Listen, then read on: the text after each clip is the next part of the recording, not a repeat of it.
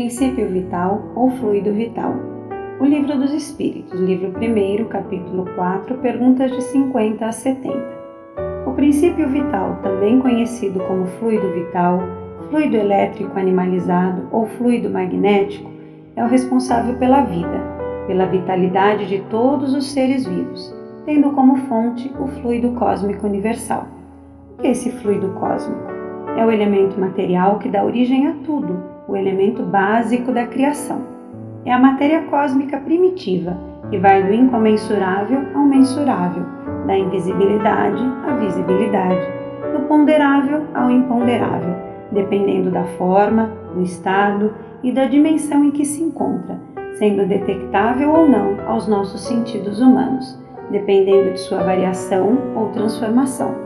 O princípio vital, originário do fluido cósmico universal, quando se une à matéria inerte, provoca o surgimento da vida vigente, orgânica, diferenciando-se da matéria inanimada, como os objetos, por exemplo. A existência de vida em nosso corpo físico deve-se à carga de princípio vital que possuímos, uma vez que durante a gestação começa a ocorrer impregnação deste princípio, o fluido, como se queira chamá-lo, e ao nascer o indivíduo já possui dose certa desse fluido, conforme o tempo médio de vida física determinado a ter no planeta Terra. Porém, o corpo físico necessita ser constantemente suprido desse fluido, dada a frequente utilização nos processos de metabolismo. A carga de fluido recebida durante a gestação pode ser alterada, tanto para mais como para menos, dependendo do tipo de vida que seu portador fizer uso. O perfeito funcionamento dos órgãos pode renová-lo, assim como também pode sofrer um processo de deteriorização, em consequência de uma vida atormentada moral e emocionalmente. Na infância, a capacidade de produção do fluido vital é muito acentuada. Essa capacidade se mantém mais ou menos inalterada durante a juventude, mas a partir de certa idade ela torna-se bastante reduzida. Fato este que leva a uma diminuição progressiva da vitalidade do indivíduo, levando ao envelhecimento geral do organismo. Durante a vida, o funcionamento orgânico permite o desprendimento do fluido vital, que vem a ser reduzido frente ao desgaste a que se submete o corpo, em função do tempo em atividade.